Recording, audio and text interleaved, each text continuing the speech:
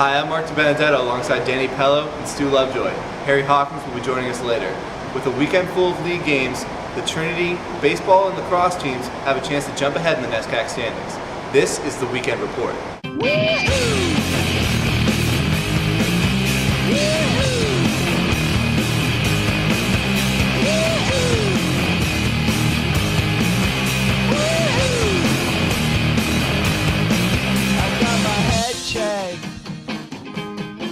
By a jumbo jet.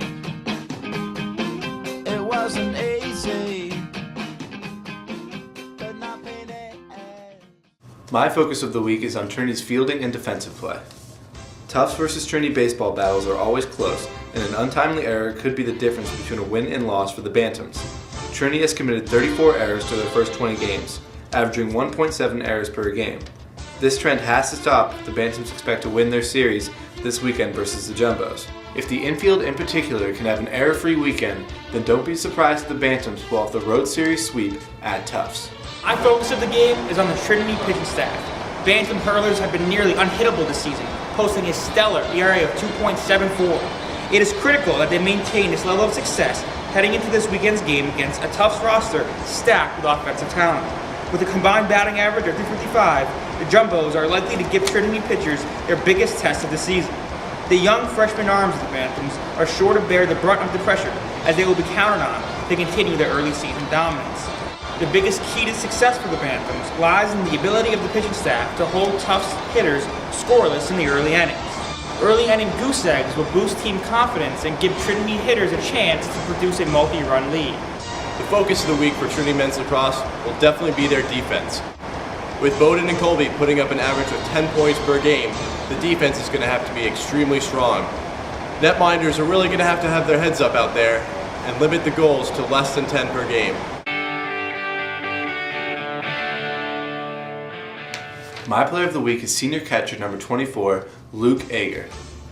The Bantam captain only has a .238 career average, but has stepped up his game thus far this year, hitting .375 with 12 hits, 5 runs, and 14 RBIs, including 2 homers, one of which came on Tuesday afternoon when Ager hit a 3-run bomb to spark the Bantams to a 16-4 blowout of Albertus Magnus.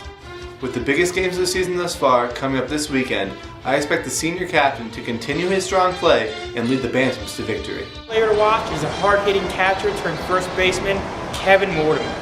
Mortimer is swinging a hot bat coming off a 3-for-5 performance against Albertus Magnus on Tuesday.